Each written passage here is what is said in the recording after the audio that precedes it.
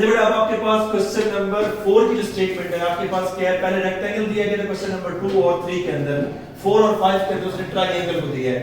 Triangle के अंदर आपके पास क्या बात कर रहा है, third angle of isosceles triangle. सबसे पहले ये बताओ आइसोसेलेस ट्रायंगल कौन सी होती है? दो साइड इक्वल होती है, दो साइड इक्वल होती हैं। थोड़ी सी ट्रायंगल को बना लेते हैं ताकि आपके पास माइंड में आ जाए कि हमारे पास जो स्टेटमेंट वो क्या कह रही है, जिसकी ये दो साइड्स इक्वल होती हैं। अगर दो साइड्स इक्वल हो तो उनके सामने वाले अपोजिट एंगल भी क्या होते हैं, इक्वल होते हैं। यानी इस ये दोनों एंगल भी जो अपोजिट एंगल है ये दोनों एंगल भी क्या होंगे, इक्वली होंगे। ठीक है, अगर मैं इस एंगल का नाम रख लेता हूं फॉर एग्जांपल x, तो ये वाला एंगल भी क्या होगा, x ही होगा। ठीक है, अभी मैंने आइसोसेलेस ट्रायंगल के साथ चल के आपके पास यहां तक तो मैंने एक्सप्लेन किया है। वो कहते हैं आपके पास द थर्ड एंगल, क्योंकि दो एंगल तो सेम होते हैं ना, जो थर्ड एंगल जो चेंज होता है वो ये वाला होता है। ये वाला एंगल क्या होता है, चेंज। अगर इसका नाम मैंने x x लेट किया तो इसका नाम क्या कर दूंगा, लेट y। ये ए बी सी ट्रायंगल हो गई।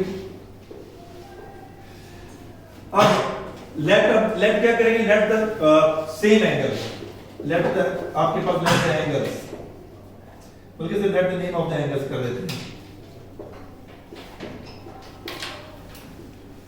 Let the name of angles x और y नेम रखे ना हमने, ये बताने की जरूरत नहीं है, डायग्राम से नजर आ जाएगा हमें किसका एंगल का नाम x किसका नाम y है।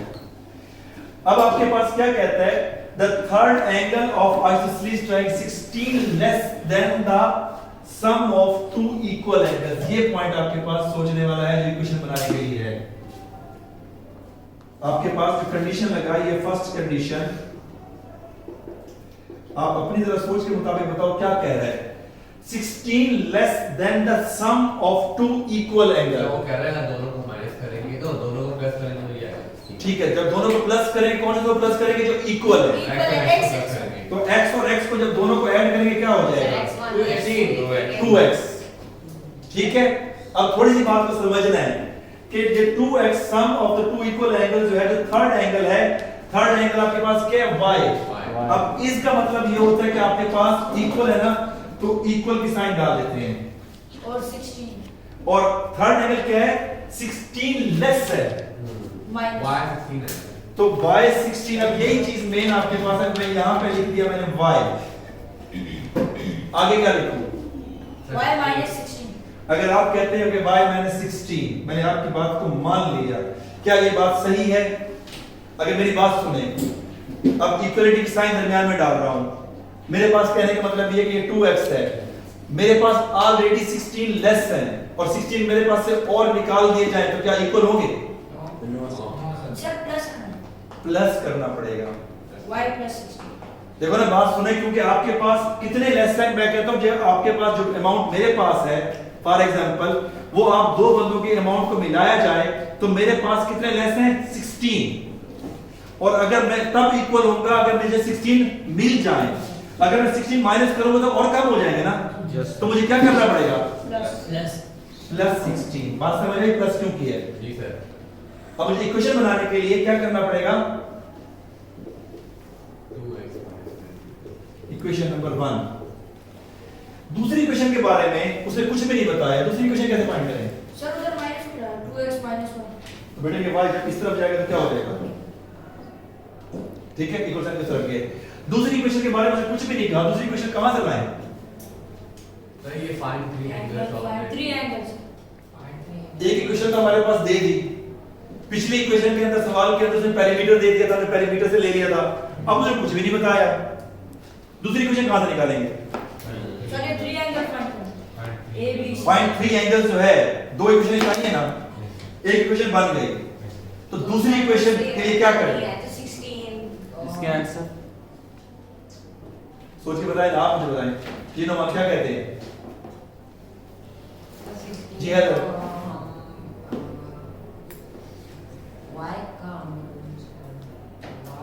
मैं हिंट आपको दे रहा हूं, हिंट आपको ये दे रहा हूं कि आपके पास बेटा तो सही बैठे हैं, हिंट आपको ये दे रहा हूं कि वहां पे पैरामीटर दिया गया था, यहाँ पर नहीं है, यहां पैरामीटर नहीं दिया गया, y minus 16। लेकिन यहां डिस्कस एंगल को किया गया, वहां साइड को डिस्कस किया गया था तो पेरीमीटर दिया गया था। यहाँ पे एंगल को डिस्कस किया जा रहा है लेकिन पेरीमीटर नहीं दिया गया। तो 16 y minus 16 is equal to अच्छा, मैं अगर आपसे ये पूछूं कि कोई भी ट्रायंगल हो उसका हमेशा तीनों एंगल का सम कितना होता है?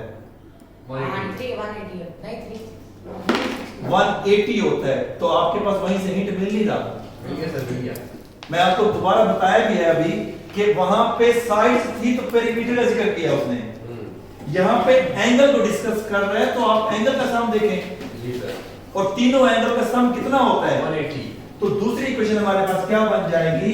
2x प्लस y, यानी ये दोनों एंगल और ये एंगल जब ऐड करते हैं 180 तो equal to 180, that is your second equation. जो ये चीज आपके पास समझने की है, जो आपके पास सेकंड इक्वेशन आपने कहां से ढूंढनी है, वहां से ढूंढनी है। Is it clear? आंसर बेटा ये आंसर नहीं है, ये मैंने इक्वेशन बना के दी है। अब इसके बाद क्रैमर रूल और इनवर्स मेथड वो आप पहले से करते हैं, आपको जानते हैं। जी सर। ठीक है, वो आप कर लेंगे। उसकी भी मैंने ऑलरेडी लेक्चर वीडियो भी अपलोड की हुई है। तो अब आपके पास क्वेश्चन नंबर 5 पे आ जाते हैं। One acute angle of a right triangle. Right triangle कौन सी होती है बेटा? ये 90 डिग्री होता है। जिसका एक एंगल 90 डिग्री का होता है। जैसे ये एक एंगल हम उसका राइट ट्रायंगल को कर लेते हैं, बना लेते हैं, और एक एंगल कर लेते हैं हम 90 डिग्री का। जैसे ये वाला एंगल 90 डिग्री को हम बॉक्स से शो करते हैं। ठीक है, अब यहाँ पे स्टेटमेंट के मुताबिक अब थोड़ा सा ये देखिए, अगर एक एंगल को मैं लेफ्ट कर लेता हूं, एक एंगल को लेफ्ट क्या कर लिया हमने x, और दूसरे एंगल को क्या कर लेंगे हम y।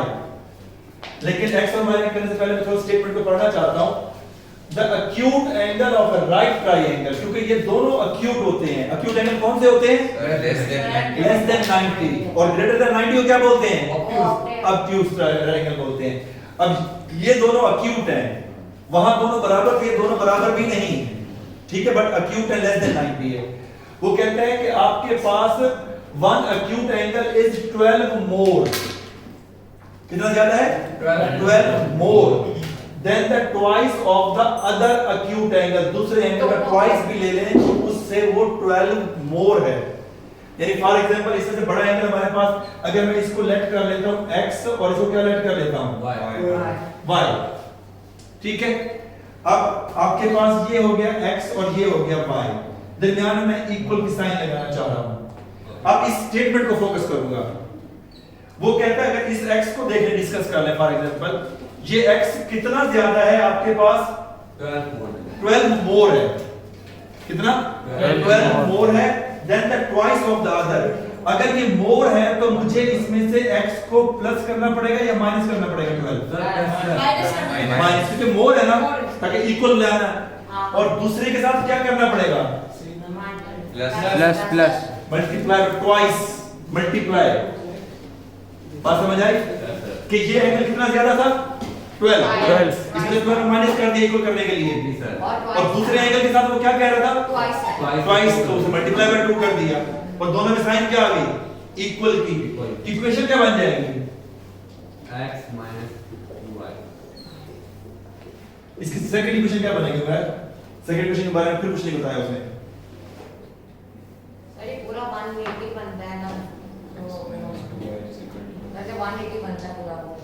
हाँ, पूरा 180 बनता है, लेकिन हमारे पास मैं 180 नहीं लूंगा क्योंकि मुझे तीसरा एंगल पता ही नहीं है। 90। देखो 180 तब है तीनों एंगल का सम। 90 किसके इक्वल है? x और x प्लस y। क्योंकि देखो बेटा ये एंगल कितनी डिग्री का है? 90। तो टोटल सम होता है हमेशा 180। टोटल सम 180 में से 90 के बाद कितने बच गए? 90। 90 कितने एंगल पे पूछते मिले? ये x और y, x plus y is equal to 90. 90 degree, that is your second equation. Is that clear? Yes, sir. आगे सवाल हो जाएगा? Yes, sir. That is the method to make the equation. अगर फिर भी आपके जहन में कोई क्वेश्चन है, कोई चीज आप पूछना चाहते हैं, you can ask. सही है? Yes. मैं राइट एंगल क्या होता है बेटा? राइट एंगल क्या होता है? अभी बताया है 90 डिग्री। राइट एंगल क्या होता है? 90 डिग्री। एक्यूट एंगल क्या होता है? वो भी Less than 90. Less than 90।